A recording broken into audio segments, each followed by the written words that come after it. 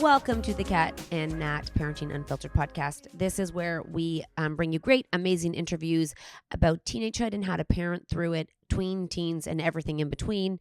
The podcast is with Roxanne Francis, and she is a specialist in how to find yourself after you're losing yourself during the teen years. Now, that's not only her expertise. That's what we had her on about, I guess, expert, because so often when we go do our shows and we talk to people, they talk about how it's like you get a reprieve in the early years after toddlerhood, and you kind of feel like you get your life back, and then all of a sudden you get a teenager and it just sort of goes out the window again. And a lot of their behaviors, if you have a child who's more demanding of your time because their their challenges are a little bit bigger, you again lose yourself because everything goes into that kid. And I was saying, one of the studies in our podcast a few weeks ago was about like the 3-3-3 method, 3 minutes with 3 minutes 3 times a day with a kid. And I said, sometimes there's a kid in the house that takes up 90% of your time. Yeah. And you can only give 1%, but then it juggles through the house. So if there's like significant movement, and studies show that just 3 minutes a day, 3 times a day is like enough to have a meaningful conversation. Which, by the way, which would sound crazy to a lot of people, but to actually make that happen 3 times a day in a really, really busy family, and meaningful, if you're not carpooling them, you're not talking to them at some days. No, and I'm not seeing them and when they're teenagers, they're gone to school before you see them, and sometimes they're back and it's time for shower and bed. Yeah. So I for most of them, if I can have them, I try to give them a dinner where we sit down, and most of us sit down all together. I try to bring them all there. I'm at least there, and I get that. And that, we might just argue that whole dinner, you know what I mean? Because someone might bother someone about something. Yeah. But 3 times a day, that would be a huge challenge for me to get 4 kids, 3 minutes, 3 different times a day. Yeah. No, it's crazy. And I thought, when they talk about, then you have to find time for yourself. And they said, and even in this study that we have, it's 39% of moms surveyed said they get at least an hour to themselves a day, an hour to themselves, to yourself, to your very own self. I think the bigger thing is, even if you get it to yourself, there's something that you have to get done for the kid. You get it, you might be alone. You might physically be alone or not with child. But you're shopping for something that they need online, or you're booking appointments. You're filling out. You're finally you have that moment, and you're like, wait, I didn't fill out that thing. That's on me. And then before you know it, that hour's gone. So we might let's really talk about what that hour alone means. It means that you're still constantly working. I saw this TikTok. Yes, I saw this TikTok, and you're all going to eye roll me, but it was such a good analogy. And it was talking about how, let's just say there's a play, and you have the actors on stage, the actresses and the actors doing the actual play. It's kind of like us on tour, but what you don't see is the lighting and the rehearsals and the people putting everything, and the costume set and the set design, and doing everything behind the logistics of the actual play. Yeah. The actors show up and they do the play, and they get the standing ovation, and they get the write-ups and the reviews. Moms are the people who are logistically putting on the show, but no one is like, thank you. But without all those people behind the scenes, the show's not running.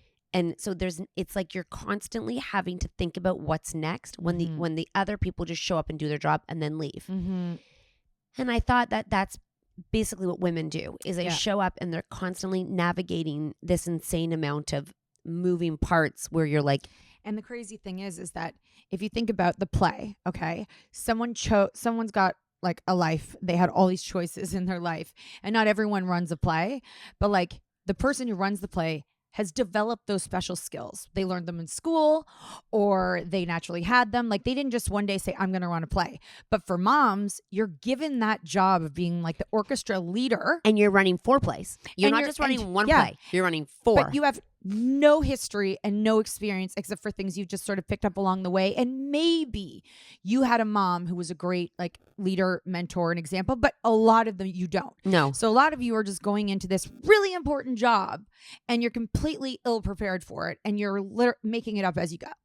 I would say, and I don't mean my exhaustion, I would say I have never felt like there was so much to do than when I've had teenagers. Yeah. I have never felt so exhausted by the parenting. And it's not even the parenting, it's the minutia. If I had a personal assistant who drove, if I had a driver and someone who booked all the appointments, like a personal assistant who did everything, parenting would be a lot easier. Yeah. But we don't. And so when they talk about exhaustion, I'm like, I get it. I know. And grades and constantly getting reports and then it's like even scary to even stop and think about the future, because you always envisioned having children, and you envisioned all those children growing up, going to school, graduating, getting a job, and being independent. Well, the realities of today, especially living where we live in the city, is that it is really hard to live here and afford to be here. And we've put our kids in this situation. And there's a lot of things that it's going to be a bumpy ride for some. Yeah. Even getting into university is a bumpy ride right now. I don't know. I mean, and like it used to be, you just chose where you wanted to go and you would go. Now it's like, I was saying to, well, actually this will be another podcast on our podcast, but if you come over to our podcast to listen, because this one's about really our amazing expert who is going to teach us tips of how to get self-care, Roxanne Francis, and what we can. This study dove into sex, and I was laughing because 2/3 of moms under 30 report having more sex and being more satisfied with their sex lives. Moms over 30 desire sex less than their younger counterparts and are also less satisfied. I'm going to say it's because they have older kids. Yeah. Because most 20-year-olds don't have teenagers. No. Or like busier lives. No. So it's much easier to have your time when you're younger, because really you put them to bed and you're done thinking about them till 7 o'clock. You're 7 o'clock at night, they go to bed and they wake up in the morning and you've got kind of the night. I remember those times. Oh my gosh. I mean, it did feel like midnight at 7 when they went to bed, but I remember saying, like, if I wanted to watch a show or a movie, or I wanted to have people over for dinner, like they were gone. They're not like really gone. They were in bed. Yeah. They were so mentally, and they didn't have to go anywhere. And it was your choice of where you wanted to go in the morning, like, because it was your bubble. And they didn't have, so like, we're going to go do this tomorrow. We're going to go do that tomorrow. Not, I'm going here, I'm going there, I'm going there, and I'm going there. You're like this. And you could also like prepare the house for the next morning, right? Because they were gone for so long. And gone. They went to bed. Yeah. And then now it's like, they're still like fucking up the house until the end bedtime. So you don't even have time to prepare for. And then you just kind of message your partner and you're like, so who's taking who tomorrow? And we're like, just moment by moment. Yeah. Is he on the same page of moment by moment too? A little bit. Yeah. Actually, in some areas, a lot, because he has so much with the sports that I don't even like have the schedule. Do you think dads think as much as we do? No. They just wake up and go. Yeah. Like they're not going to bed being like, okay. They don't stress about much. Like last night, I knew I wanted to have a sleep. I did not want to be up all night. So I took my last sleeping pill because I was like, I just want to be able to sleep and not think. Because I knew I'd wake up thinking. About what? Oh, just everything. Moms. So there we have it. Hopefully this podcast can help you, first of all, feel less alone, and then understand that, there are things that we can do. And if an expert's talking about it and we have all these stats, you're not a weirdo. And you're not alone if you feel stretched so thin, like you're like the Gumby. What's his name? Yeah. Remember that guy? Yeah, Gumby. That you could like stretch in all directions. He was green? Yeah, I feel like that sometimes. Yeah. Sometimes that's why I just go to bed. Yeah. I'm like, I'm just going to go to bed. Oh my God, I'm going to start again tomorrow. I know. Tomorrow I'm going to start from scratch. I know. I was like in bed early last night. And I was like, I'm just going to go to sleep. But I just couldn't, because I was like, if I go to sleep now, I'm not going to sleep. So I like waited till like midnight. Midnight? Because I wanted to be really tired so that I would sleep. Doesn't a sleeping pill just make you tired? I wanted to make sure it was going to work. So take it as late as I could.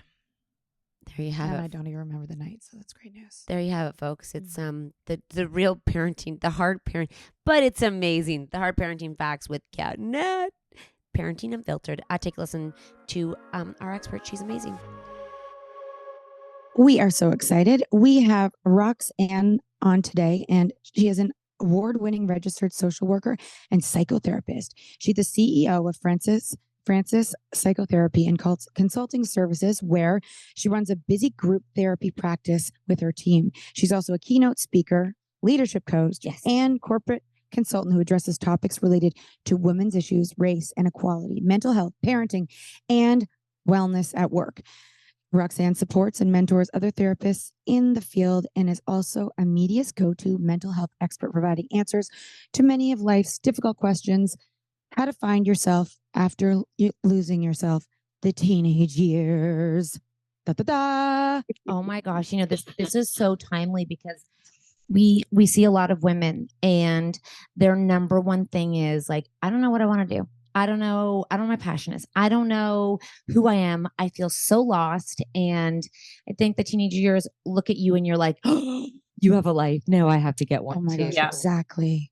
Yeah. Do you have, it feels like a midlife crisis in a big way. Yes. Yeah, it is. It truly is. We spend our lives in service of other people. We spend our lives taking care of the babies, taking care of the partner, if there's a partner.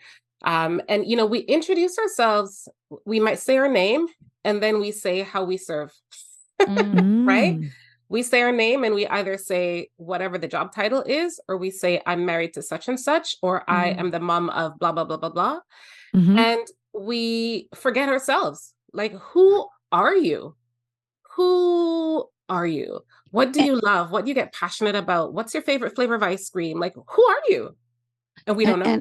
And we or we knew the person so many years ago that maybe like decided to have a kid, and now it's so many years later, and to the core, we're still who we were, but we've also matured and changed. Yes. And so it's to find that new person as well. Yes, that's true. Yeah, we have matured and changed. And parenting will do that, the journey of parenting, because the kids are ever evolving, right? And we have to kind of ebb and flow with them. And then suddenly they're driving and they're off with their friends and you're like, what's going on?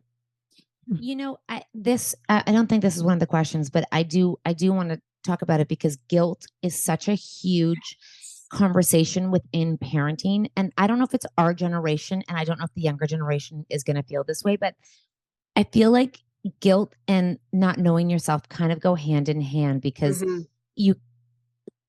if your whole point is to raise children who are confident and competent, but you're living in a place of feeling guilty for who you are, how can we find out, will self-confidence and finding out who we are help alleviate some of these feelings around guilt and, what we're not doing as a parent? And do you think that at all? Or is there a way to find ourselves and lose all those bad feelings? Yeah, I think we really have to unpack the idea of guilt, right? Sometimes people confuse sort of guilt and shame. And the idea of guilt says, I've done a bad thing, right? Guilt says I've done a bad thing. Okay. And the question that you have to ask yourself is, what is the bad thing that I've done? Right? Okay. And really unpack that. Guilt is a bad feeling that you're left with when you have done a bad thing, when you have maybe sometimes disappointed people, and these things happen in life, right? But as you're raising your children, ask yourself, what is the bad thing that I have done? Have you done your best? Well, I wouldn't consider that that's a bad thing. And I think every day we get up and we're doing our best. And right? I feel like so many moms say, like, I feel guilty because, let's say, I haven't spent enough time with my kids, or I haven't spent an equal amount of time with all of them. And so I really feel like soon enough they're going to be gone. And I didn't have enough time. Right. There's never enough time, right? There isn't enough time under the sun. Yeah. And I think we really have to do away with some of the comparison pieces. I'm not spending enough time according to whom, right? According to the commercial, according to the sitcom, according to the rom-com, according to who, right? So if you are getting up every day and you're pouring into these children and you're doing the best you can, maybe you didn't get to spend as much time as you did yesterday with the one today, but that's okay, because hopefully tomorrow will be another day, right? And if your kids know that you love them, if you're telling them that, then it will all come out in the wash. Oh, we just want people to believe that, because I think that Kat and I have an understanding of that, but you saying it, so many people are like, I need to feel that, I need to believe it, and I have to practice that. I think because I feel like what you're saying is that otherwise you're mourning something that hasn't even come yet. So you're Exactly. anticipating the worst of them leaving and Exactly. all your catastrophic whatever that word is. You know what I'm Yeah. trying to say. A Catastrophizing. big Yeah. therapy word. Yeah, Right. you're catastrophizing parenthood and your life when that really isn't what the situation is, right? So is there Yeah. something they can do to like where can you start? Like how can you ground yourself and where can you start in being like it's okay. Like I can find myself, you're going to be okay, I'm going to be okay. Like where do we start with all of this? I think we need to look at forgiveness of the self and really offering yourself some compassion. And I know it sounds very woo woo, airy Mhm. fairy, but really offer yourself, cut yourself some slack, right? Offer yourself some love. Offer yourself a little bit of forgiveness. If you fell down on the thing that you wanted to do yesterday and you didn't get a chance to accomplish it, your kid cries or says, I hate you or whatever. Offer yourself a little bit of that forgiveness and know that, again, it is not going to be perfect, right? We Yeah. are striving for perfection. We are stuck in this comparison cycle, and that is going to lead us into the guilt and the shame and never feeling good enough.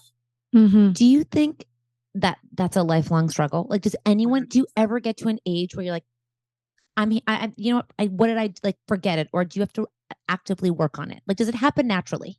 I think I think we get better at it the more we work on it. But just like the journey of life, I don't think we're ever there 100%, right? I Okay. mean, I'm a working mom and, I work from home and my kids come home from school at 3 o'clock and they think my day is done and Oh they my want God, to hang out. Yes. Yes. And I have to remind them that mom is still working for another couple of hours. Here's some things that I need for you to do, right? And every once in a while, I get that twinge of, ugh, this is why you're working from home. You should be spending time with them. Mm. And I remind myself that working from home is an opportunity that I get. I get to see their faces when they come in through the door. I get Yeah. to say hi, give them high fives, but then they go off to do their thing and they are learning, right? About boundaries. They are learning that they can keep themselves occupied. And I'm learning that it's going to be okay. And don't they only know what they know? Like if Yeah, that's a reality, they're not comparing because they don't know any exactly. different. So we're comparing. Exactly. We're the ones, right? Yeah. Mm-hmm. Because they're just like, oh, my mom works. And Yep. that's they're not like, I'm missing out because we could be doing a Right. puzzle together like Exactly. Johnny. But no, they don't. You kind of forget that, don't you? Like Yes. as Yes. an adult, we Yeah. forget that. Yeah. So And funny. we're the ones who are caught up with that. TJ pulled out a puzzle yesterday. I looked at the puzzle. I go, oh no, we don't puzzle anymore. No, put that away. Yes. We have perinatal depression and postpartum depression. Is there a term for this time in our lives when we're experiencing depression? 'Cause I haven't heard what that's called. That's interesting. I have not heard a term for that, but we can't ignore it. It is real. It's palpable, right? Yeah. Our kids are from the moment they're born, our kids are growing away from us, right? They Mhm. sit up, they roll over, they're crawling, they're walking, they're running, right? They're going off to school, they're forming relationships, but they still need us to a certain extent.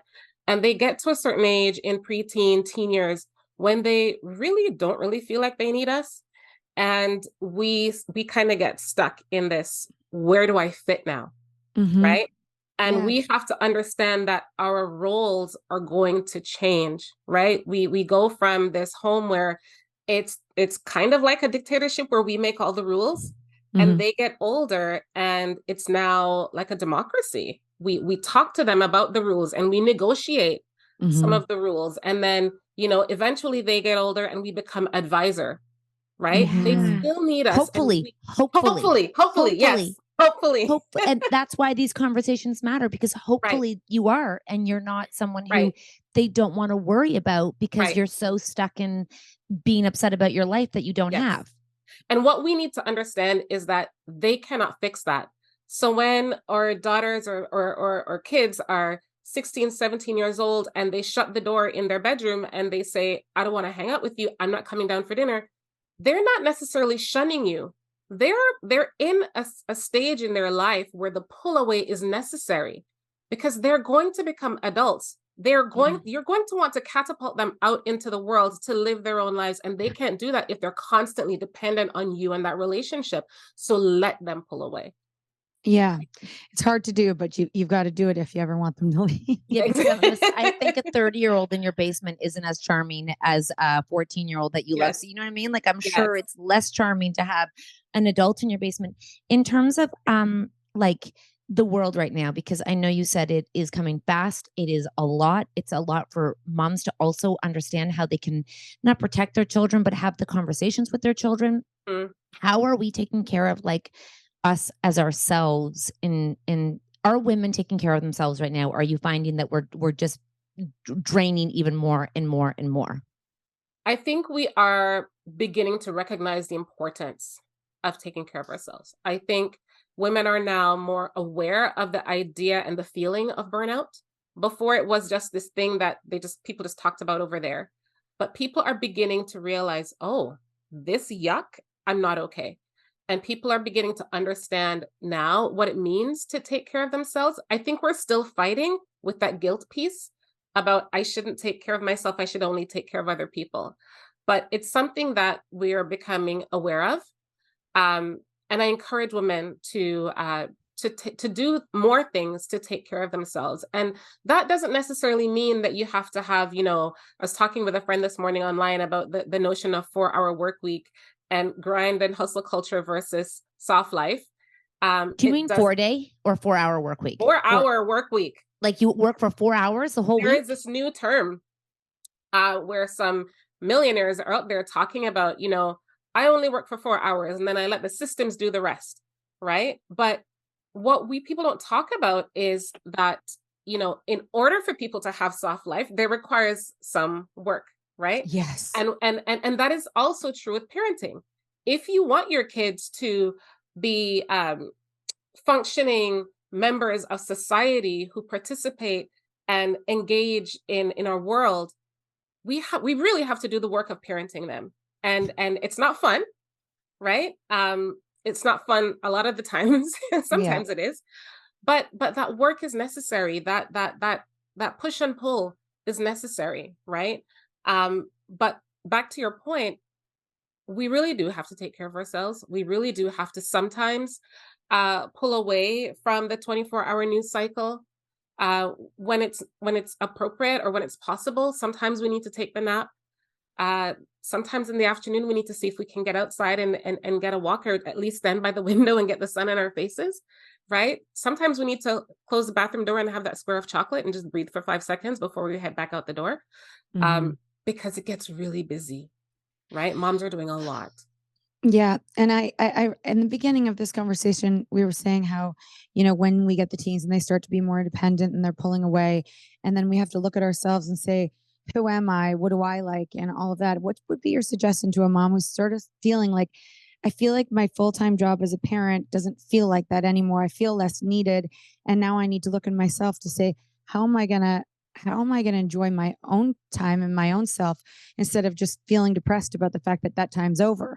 And can we do? And I do want to go on that point too, that I know people in my life who their children are their worlds, and it's almost hard for them to let them go, because then they don't have an identity. So the importance of letting them go and finding your identity, let goes of the idea of guilt that I have to go see them because they did so much for me. I have to go home at Christmas because I owe them, because they owe, I hear a lot of adults in my direct life saying, I have to, you don't know, they've done so much for me. Like they've given up so much for me. I have to go give, which is terrible. Because you would like them to just want to. Yeah, have a relationship, want to go see you. I don't want to have to go see you. Right. I think we need to sometimes take a look at what was going on in our lives when we were kids that has led us to this place of almost over-parenting our children, right? Where and the truth of the matter is, I talk with a lot of parents about this. The truth of the matter is, sometimes in parenting, we are healing our inner child wound, right? So for example, some people who might have had, trauma from their parents, when they have children, they are now going to parent these children perfectly, right? Because they want to make sure that things that they didn't experience and so on, right? But sometimes that goes overboard. So ask yourself, who am I really parenting here? Am I parenting my children in front of me, or am I parenting the child inside of me who needed that parenting? And if that is the case, you need to call a therapist. I feel like everyone's going to pick up the phone and call you now, because I feel like a lot of people don't even think that. You wouldn't even think that. Yeah. Yeah. And I feel like there's a lot of examples of that. Yeah. Like either your parents were never there, so you want to be there all the time. Yeah. Or you didn't have anything, so now you want to give your kids too much. Right. There's so many different examples of how you could try and fix. Right. Or you want to do what you want you didn't have. Yeah, I do that. I should probably call a therapist. I was literally thinking, I think we all just immediately thought of that thing that we do. Yeah. Because we felt we didn't have. But it's good to reflect on that, right? It's good to reflect on it and acknowledge it and ask yourself, okay, what am I going to do now? Right? How am I going to change? And it's also important to pay attention to our children's boundaries, right? Really allow them to have these boundaries. And I don't just mean, the difference between I don't want any more or finish everything on your plate. I mean boundaries like I need some time alone, parent, or I'd like to hang out with my friends now, parent, or I've had enough family time now, parent, right? So that they can discover who they are, so you can discover who you are. My daughter got a phone call in the car today, and I saw the name, but I had no idea who it was. And it took everything in me not to be like, who is that? Like I said nothing. Like she was talking to the person. I'm like, God, just don't say anything. Just keep driving, and she hung up the phone. And I just kept driving and didn't say a word. Cause I was like, naturally, like, who is that? How do you know that? Like you want to go into well done, mama. Listen, it was a restraint, and and I was like, oh my God, don't do it, because I do know that's something she doesn't need me to know. Well, my mom would never know. So I don't need to know everything. I don't even know why I didn't do it, but because usually I would have, but I didn't. So I am learning to step back. So I don't want to know every detail, because she doesn't owe me that. I don't know her that. Right. Ugh, like my kids need that advice every time I'm on the phone. Who are you talking to? Who is that? Who is that? Like, does it matter? It's obviously Kat. Yeah, boundaries. This is a personal question, and I don't know how much time we have, and I probably shouldn't do this now. You're good. But I was driving home last night with my daughter, and it was late. You're not asking her a personal question. I'm going to ask her. But it's personal to you. It's my personal thing. We're not getting into her business. Okay. No, and you can get into my business. It's all good. I'm driving, and I'm kind of telling my life story to her, and she stops for a minute because I got kicked out of my house early, and we had to go move my thumb. It was a whole thing. And she looked at me, and she's like this, She's like, so am I going to be okay? Because I don't really have anything bad in my life right now. So am I going to be okay? Like, how am I going to be okay if I have nothing bad in my life? And I think because you were talking about how that made you become resilient. She just pieced it together. And because I was like, there's lots of paths people take. And, I try to get them to be grateful. That's really hard when you have what you have to feel gratitude. And it wasn't a lecture. It was just literally, she was asking questions. I was like, I had the conversation, and she was like, oh God, do I need something bad in my life? Is that the thing where they need to have adversity in order to become grateful, or in order to become strong individuals? Or is that just something, because that it does feel like some of the most powerful people have had the most adversity. Like, should we get a divorce just to make sure our kids have adversity? Like, how are we raising resilient? I don't know if you know this question. I just thought, the guilt, and we're always so concerned about their feelings and what they're doing and where they are. And I feel like we're raising a different generation that is maybe too reliant on the parent, the parent relationship. Where are they going to launch later? Yeah. Are they not going to be okay when they get out of here? Like, is that why it's important we find ourselves and put the boundaries in? Our kids are too soft. Yeah. Are they? Yes. I think that even though our children might not have the adversities that we might have had, I mean, that's the reason why we're striving and we're parenting them the way that we do, because we want our ceiling to be their floor, right? We want their ceiling. Okay. We want them to continually do better and have more, right? Yeah. But I think what is important is that you've told her about your adversity, right? Okay. And that she has seen how you have overcome, right? She hears the stories about the things that you've had to strive through and how you have gotten to where you are, because that will be helpful for her. Because believe it or not, she might not have adversity now, but she will. Okay. Right? Yeah. And it might not be massive, right? But she will have adversity, and she will have your example. My mama got through such and such, and I'm going to use that. Or I'm going to call my mama, right, for some support because I know she's been through some stuff and I know she can help me, right? There are tons of leaders in our world who have not been through adversity, and they Okay. did just fine, right? Okay. It's really necessary, but I think hearing the stories about the people around us who have overcome, it gives us it's almost like our armor. It gives us something for when our adversity comes, for when their adversity comes to them. And Right. I think Which it will. I didn't mean to have it wasn't a lecture. It was really a conversation. Yeah, for sure. To be honest, I had a few tequilas, and it wasn't like, listen, in your life you have, and I think that was a key differentiation point. It was a conversation inadvertently, rather than me trying to force gratitude and like, you're so lucky that you have, it was really just sort of like me having a conversation with her, and it triggered her in a different way than. And it wasn't like, oh, poor me. Like there was no poor me. It was actually, I was like, my mom was always hilarious and joyful, even though she calls herself crazy when it was a time. But, I think that conversation piece is really important, as you're saying, is to have conversations and relate to them in the adversity, rather than making it like, you are so lucky to have what you have because I had to do this. Although that's hard to hold back sometimes. Also, she must be listening to us. She's literally texting as we're talking. Who? My daughter. Oh yeah, she's on a field trip today. I think you've touched on so many points for us in terms of, why it's so important to be reflective, because it really does impact your parenting and how you're raising your children. Mm-hmm. Yeah. Mm-hmm. Oh my gosh, everyone needs therapy. Everyone needs it. The whole world needs therapy. And the interesting thing is that so many people are saying, oh, my kids are going to need therapy.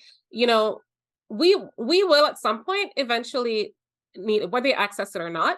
But just because you are trying to raise your kids well doesn't mean that you're going to raise them perfectly. And it doesn't mean that you have fallen down as a parent because you have not raised them perfectly. They're different human beings than you are, and they will have different needs, right? Yep. And what you pour into one might be not what the other one needs, and that's all okay. Yeah. Oh my God, did you hear that? Doesn't need what to be you even. Pour into one isn't what they all need. It's like if your shoes go, the other one might not need shoes at that right time. You get them what they need at that time. Mm-hmm. And kids understand that. They get that when you give more to that one. Okay, I was just making sure. I'm gonna call you on the regular. You think this is okay? This happened last night. Are we good, or should I go back and fix that? Where can people find out more of your amazing knowledge and advice and education on how to navigate this crazy world, especially for us? We're dealing with the teens and tweens, and then our life going into them moving away. Where can people find it? Hopefully. Yeah, I'm all over social media. You can find me on Instagram and Facebook at Francis Psychotherapy. Our website is francispsychotherapy.com. There are a couple blogs on there, a few of them on parenting. And if anyone is looking for parenting support, myself and my team would be happy to offer them. Yeah, if you have a team looking for therapy. Yeah, our team would be happy to. Amazing. I mean, I just thank you for what you do, because I think that you're putting it into a way that a lot of people, it makes sense, and you're bringing it back to self, which I think is really what we miss a lot of. We want to fix problems rather than think about how we can be in the situation and be better people as we do this. So I just thank you. It's lovely to see you.